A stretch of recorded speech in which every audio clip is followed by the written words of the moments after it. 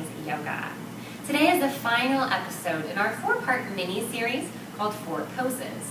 Each week of this little series we've discussed 4 poses that are targeted towards a specific population or a specific part of the body or a specific exercise. And today we're going to finish off this little series with 4 poses for squatting. Why squatting? Because I think squatting is one of the most basic human shapes that everyone should be able to do. And I'm often pretty horrified by how many of my students have trouble squatting.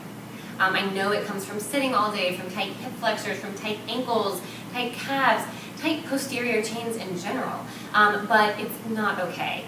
And if you go to another country, often you'll find that people wait for buses in a yogic squat or in a squat. You'll find that people use the restroom that way. You'll find that people eat their dinner in a squat.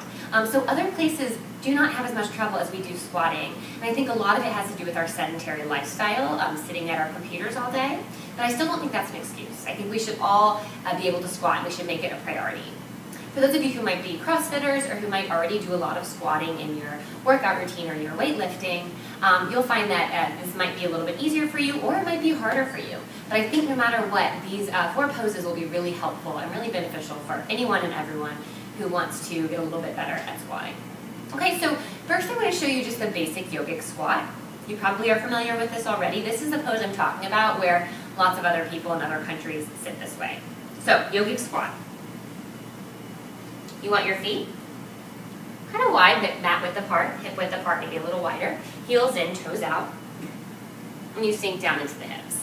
Elbows are to the inner thighs. And just rock side to side. Open up the hips. So the idea in this pose is that your heels are grounded. Your heels are on the floor, and you're nice and rooted. What we'll often find for people who are tighter, and again, pretty normal in our society, is that your heels will be way lifted here, or you have a hard time even getting down. So if that's the case for you, you can try widening your feet a little bit more. If your heels are still lifted, there's a couple options. One, you can take a blanket, or you can even double fold or triple fold your mat, and bring it behind you. This blanket isn't quite big enough for me, but you'll bring it underneath the heels, so that your heels, if they were once lifted, are now grounded on something, and you can begin to really sit back and find that opening. What you want to try to avoid is this deep rounding, so you want to really press back and lift the heart. Right, so yogic squat. You can also play with the yogic squat against the wall. So you can come up to a wall, you bring your back to that wall, and you can sink down against the wall. So again, you can begin to sit back in your squat and see how it feels to be more upright without falling backwards. Okay, so another really great option. So wall or blanket or anything you can wedge underneath those heels can be helpful. So that's our yogic squat. Ideally, you should be able to hang out here for quite a while. So if this isn't easy, if this is not coming to you easily, use that blanket, use the wall, and begin coming into it every day. Some things you can do before coming into this to make it a little bit easier are the next 3 poses we're going to discuss. Okay, so first pose, or second pose, after yogic squat or malasana. The second pose is going to be our frog pose. Frog pose is super intense. I struggle with it a lot. It doesn't feel good for me. I have very tight inner thighs. But frog pose is a fabulous, fabulous prep pose for any type of squatting that you might be doing, especially if you're doing heavy weightlifting squatting. So for frog pose, you want to typically do it on a blanket or on your mat so that you have some extra cushioning. For frog pose, you want to bring the knees out wide. Knees in line with the heels. Hips in line with the knees. Come onto your forearms or stay on your palms. And what you want to do is wiggle your feet in opposite directions. So you'll see I'm not very low to the ground. This pose is intense for me. This is my edge. Some people, however, will lower all the way down until they're on their bellies. Right? So if, for instance, I wasn't adjusting my feet, which I am, they'll be like this, except their feet will be out wide. Okay, so that's not me. That may be you. So that's frog. Thing to keep in mind, again, is that if you're in the full version, you want your feet pointing out, and you'll just keep wedging your knees out. Okay? And it's focused on those inner thighs. If you're like me and the full version is super intense, another great way to get this stretch is to take kind of a wide-kneed child's pose. So your big toe mounds will come together. You'll still be lowering way down into the inner thighs, except this time you can kind of sink your hips back a little bit to make it deeper, as opposed to widening your legs. Okay, so feel free to play with that as well. But frog, really, really intense, really great prep pose for squatting. If you struggle with tight ankles, and that's one of the reasons that you struggle with squatting, the pose I'm in right now, Hero's pose, is a fabulous thing to work with. So Hero's, or the version that we'll be working with, which is the one that's kind of best for people with tight ankles, is just sitting back on your heels or sitting on a block. So you can put a block in between your hips and your heels and sit on that block. But this is going to really stretch out the fronts of your ankles, going to stretch out the legs, and begin to stretch out the hips, the quads, right? So you can stay here. You can also, if it's safe for you, you don't have any knee issues, you can also begin to walk your hands back and lift your heart a little bit. Press your knees into the floor and you'll feel a nice stretch through the hip flexor and through the fronts of the quads. So you can also rest here. For some people, you may come all the way down to your back.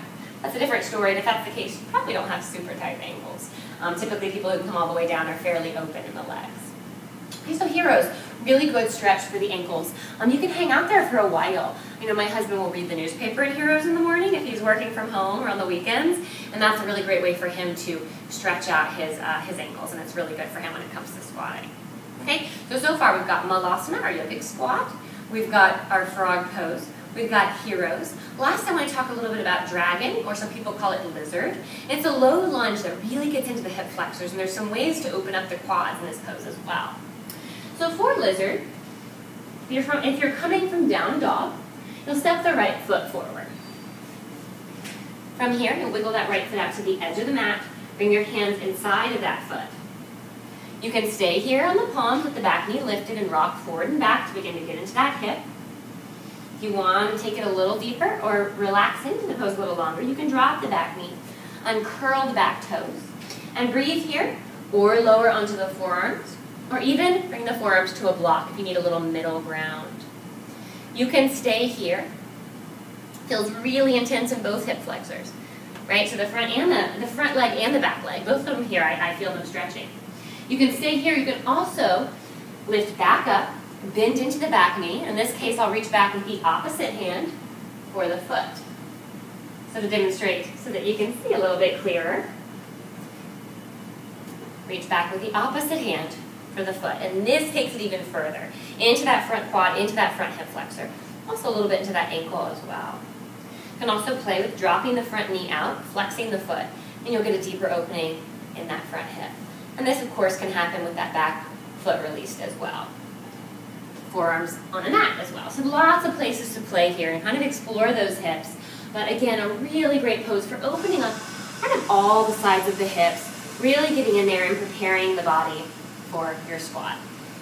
Okay, so keep those in mind. If you're going to go squat, if you're going to do some heavy squatting, body weight squatting in a workout, or if you want to eat dinner in a yogic squat, do those prep poses first so that you're really prepared, your body's open, and you're feeling kind of juicy in those joints, so you can hang out there a little bit longer and do it a little more safely. Hope that helps. Hope you have fun exploring Malasana, and that maybe you'll think about waiting for your next bus in a yogic squat. Namaste.